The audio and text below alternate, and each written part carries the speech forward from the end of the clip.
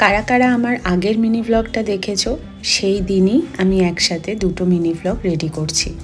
এখন দেখো একটু রেডি হয়ে গেছি, বেরোচ্ছি।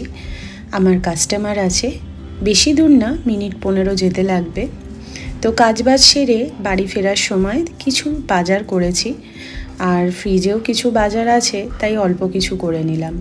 এখানে বাঁধাকপি, একটা লাউ নিয়েছি, টমেটো, পেঁপে, তারপর কুমড়ো, এইসব। তার সাথে নিয়েছি কতগুলো ডিম।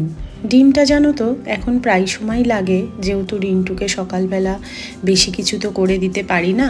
তো তাড়াহুড়োর মধ্যে হয়তো ভাত, ডিম সেদ্ধ, আলু সেদ্ধ বা ডাল সেদ্ধ এরকম টাইপের কিছু করে দিই, যেটা ও ঘি মাখন দিয়ে খেয়ে চলে যায়।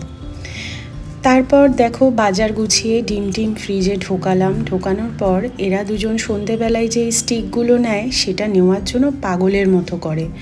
ওদের টাইমিংটা ওরা খুব সুন্দর বোঝে, জানো তো। ওদের কিন্তু ঘড়ি দেখতে হয় না, ওরা টাইমিংটা দেখি একদম পারফেক্ট, সেই টাইমেই এসে আমার কাছে কিন্তু চায়। আজকে যেহেতু মঙ্গলবার, আজকে তো জানোই সেরম কিছু রান্না থাকে না। তো আজকে করব হচ্ছে, এখানে টমেটো কেটে নিলাম, এটা দিয়ে করব হচ্ছে একটু টমেটোর চাটনি।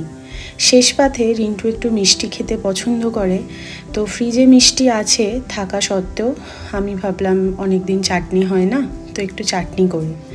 তার সাথে দেখো এখানে ফুলকপি আলু কেটে রেখেছি, যেটা কিন্তু একেবারে চচ্চড়ি করব, মানে সেরম কোনো ভালোভাবে তরকারি করব না। আর এই যে দেখো দুজন মিলে কিন্তু অনেকক্ষণ ধরে কাটিগুলোকে চিবিয়ে একেবারে ছোট করে ফেলেছে।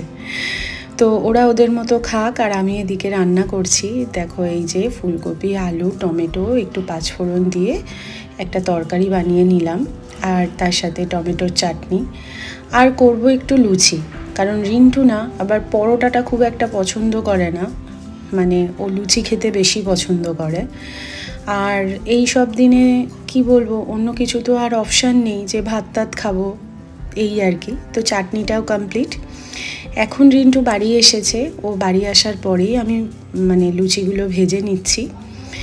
তো যাই হোক, আজকের আমাদের ডিনারটা এটাই ছিল। তো তোমরা সবাই যদি মনে করো আমার চ্যানেলটা সাবস্ক্রাইব করে আমার পাশে থেকো, তোমাদের ভালোবাসা কিন্তু আমার ভীষণভাবে দরকার। তো চলো আবার নেক্সট ভিডিও নিয়ে আসছি, টাটা।